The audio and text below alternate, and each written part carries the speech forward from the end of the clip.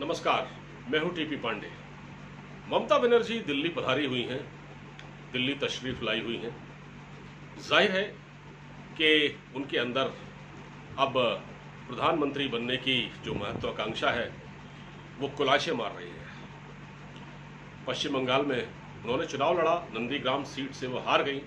देखिए, एक हारा हुआ कैंडिडेट भी पश्चिम बंगाल का चीफ मिनिस्टर है, लेकिन जल्दी ही उनको ये पद छोड़ना पड़ेगा। उपचुनाव होंगे या नहीं होंगे, अगर उपचुनाव नहीं होंगे तो उनको ये पद अपने भतीजे को या किसी खास व्यक्ति को सौंपना पड़ेगा। शायद वो अभिषेक बनर्जी जो इनके भतीजे हैं उसको सौंपना पड़ेगा। और उसके बाद वो जानती हैं इस बात को कि उनको ये पद छोड़ना ही छोड़ना है मुख्यमंत्री का।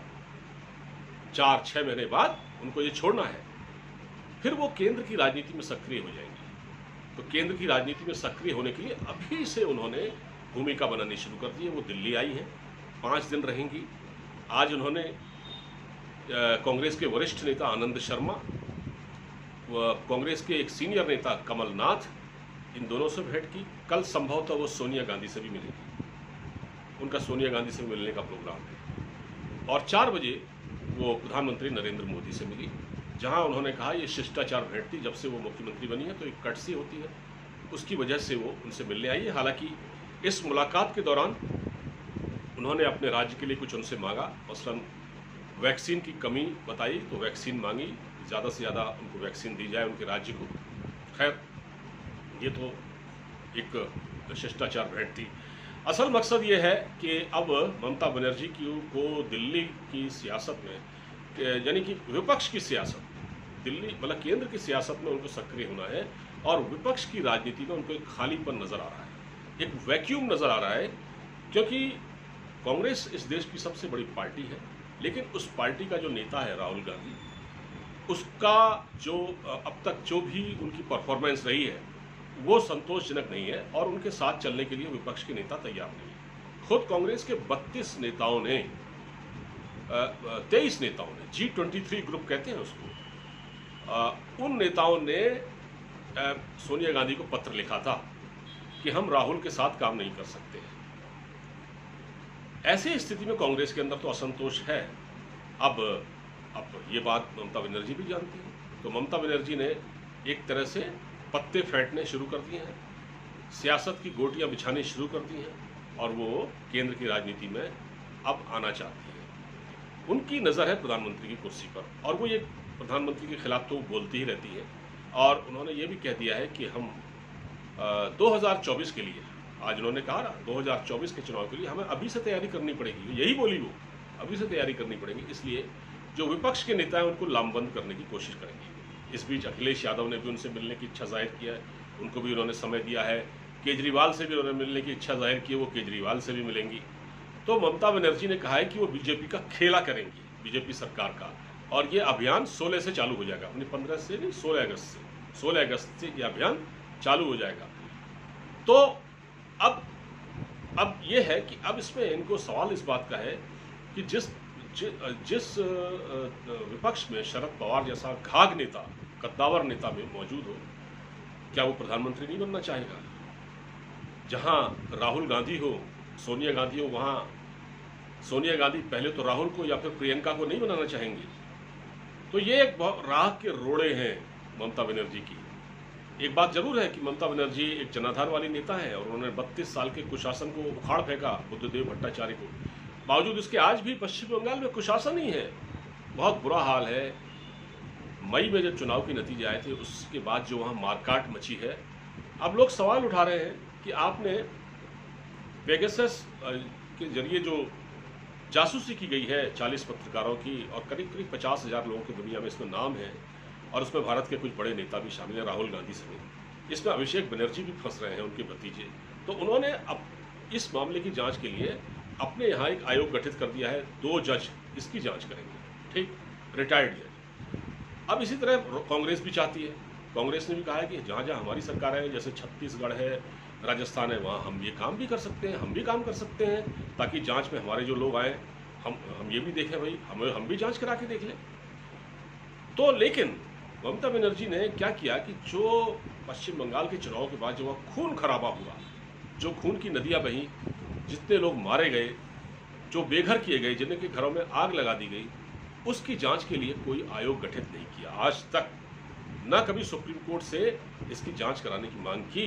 हाँ, आज वो प्रधानमंत्री मोदी से जब मिली तो उन्होंने कहा कि साहब हम ये चाहते हैं कि ये जो पेगासस जासूसी मामला है इसके खिलाफ सुप्रीम कोर्ट की निगरानी में जांच हो और एक सर्वदलीय बैठक बुलाई जाए या संसद की जो समिति है उससे इसकी जांच कराई जाए, ये वो कह रही हैं। लेकिन वो अपने राज्य में एक भी कमेटी गठित नहीं कर पाई। इवन जो एनएचआरसी की टीम थी, नेशनल ह्यूमन राइट कमीशन की टीम, जब मामले की जांच करने के लिए उन जगहों पर गई तो उनके ऊपर पत्थर फेंके गए, उनके साथ मारपीट की गई।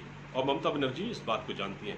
उनके खिलाफ भी, उन गुंडे मवालियों के खिलाफ भी आज तक ममता बनर्जी ने कोई कार्रवाई नहीं की, कोई एक्शन नहीं किया, न कोई जांच बैठाई है। तो ये तो ममता बनर्जी है। अब ममता बनर्जी दिल्ली है, दिल्ली में केंद्र की राजनीति में अपना वो स्कोप तलाश रही है, क्योंकि उनको देर सवेर पश्चिम बंगाल में मुख्यमंत्री पद छोड़ना पड़ेगा, ये हमारा संविधान कहता है।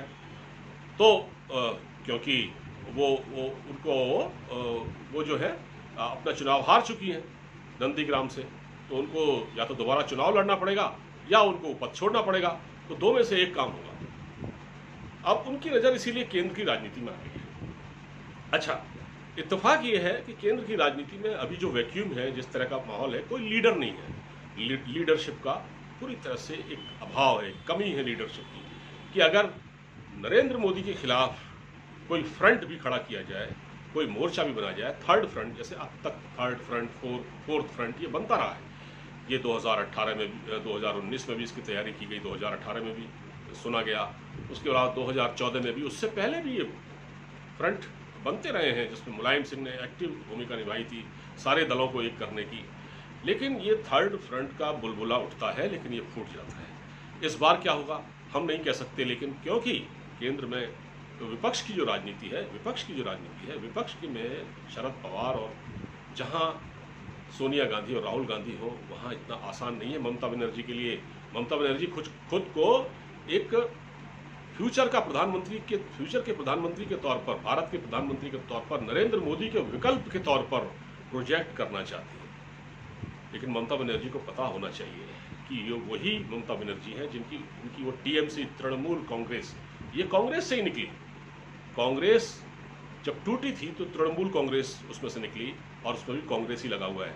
और आज ममता बनर्जी अगर तृणमूल कांग्रेस का गठन किया उन्होंने, उसके बाद उन्होंने चुनाव लड़ा, अब वो मुख्यमंत्री तृणमूल कांग्रेस की ओर से, न कि कांग्रेस की ओर से। अगर आज ममता बनर्जी कांग्रेस में होती तो उनकी स्थिति, उनकी हैसियत एक अध्यक्ष की भी नहीं होती पार्टी की। यही शरद पवार के साथ है। शरद पवार ने एनसीपी बना ली कांग्रेस से निकलकर, राष्ट्रवादी कांग्रेस पार्टी, जिसको एनसीपी, जो महाराष्ट्र में अपनी राजनीति करती है। तो शरद पवार भी ये जानते हैं कि अगर वो कांग्रेस में होते तो वो अध्यक्ष भी नहीं बन पाते, क्योंकि अध्यक्ष या तो राहुल गांधी होते या सोनिया गांधी या प्रियंका गांधी, उनको क्या मिलता। तो वो वक्त पर निकल गए। इसलिए उन ममता बनर्जी को ये उम्मीद कैसे है कि जिस पार्टी के खिलाफ उन्होंने कभी बगावत करके अपना एक अलग मोर्चा बनाया था, टीएमसी, उनको सोनिया गांधी आसानी से स्वीकार कर लेंगी, या सोनिया गांधी या राहुल गांधी या प्रियंका गांधी उनके नेतृत्व में काम करने के लिए, उनकी लीडरशिप में काम करने के लिए तैयार हो जाएंगे? कभी नहीं होंगे। क्या शरद पवार ममता बनर्जी के अंडर में काम कर लेंगे? बल्कि नहीं कर पाएंगे, क्योंकि शरद पवार बहुत सीनियर आदमी है। वो भी, अच्छा, उनकी प्रधानमंत्री नरेंद्र मोदी से नज़दीकी भी है, कई मामलों में उन्होंने प्रधानमंत्री का समर्थन किया है। तो ये सियासत की गोटियां बिछ रही हैं। इसमें ये अपने अपने बिसात, अपने अपने मोहरे चलेंगे अभी, है ना। इसमें अखिलेश यादव भी साथ आएंगे, केजरीवाल भी साथ आएंगे, सभी साथ आएंगे। लेकिन जो अंत का जो रिजल्ट है वो देखना बड़ा दिलचस्प होगा। अभी फिलहाल ये माना जा रहा है कि ये माहौल बनेगा। और जिस तरह से ममता बनर्जी ने एक कमीशन का गठन किया, पेगासस जासूसी मामले में जिस तरह से गठन किया है, देखिए ये जांच आयोग होती ना, ये 2 सदस्यीय रिटायर्ड जज इसमें जांच करते हैं, ये बहुत लंबे चलते हैं, रिपोर्ट नहीं दे पाते। इसका मसला ये है कि ये जांच का कोई रिजल्ट नहीं आएगा, और ये क्योंकि ये मामला लंबा चलेगा तो अखबारों में छपता रहेगा और केंद्र सरकार के खिलाफ एक माहौल बनाने की कोशिश है। इसी तरह से कांग्रेस करेगी। कांग्रेस भी नकारात्मक राजनीति करती है तो कांग्रेस भी यही काम करेगी। जांच कमीशन अपने अपने राज्यों में बैठा देगी और जांच आने इसका रिजल्ट आने में वक्त लगेगा। अगर इनमें थोड़ा बहुत भी ईमानदारी है तो ये कहें कि सुप्रीम कोर्ट से इसकी जांच कराई जाए, और नहीं तो जॉइंट पार्लियामेंट कमेटी इसकी जो पार्लियामेंट की जो कमेटी है वो इसकी जांच करे। मगर इसके लिए भी जब संसद में बहस हो रही है तो विपक्ष सरकार का जवाब सुनने को राजी नहीं है, क्योंकि विपक्ष सरकार का जवाब सुनने को तैयार नहीं है और सरकार जवाब देना चाहती है। विपक्ष का काम सिर्फ हंगामा खड़ा करना है, और हंगामा इसलिए खड़ा कर रहा है कि इस मामले में जितना ज़्यादा माहौल गर्म रहे और उतना ही ज़्यादा मीडिया में आएगा, उतना ही ज़्यादा अखबारों में छपेगा और उतनी ज़्यादा सरकार एक्सपोज होगी। ये सब करने की कोशिश की जा रही है। ममता बनर्जी दिल्ली इसीलिए आई हुई है क्योंकि वो 5 दिन जब दिल्ली में रहेंगी तो मीडिया के कैमरे उनकी तरफ रहेंगे, रोज़ उनसे सवाल पूछे जाएंगे, रोज़ वो मीडिया में हाईलाइट होंगी।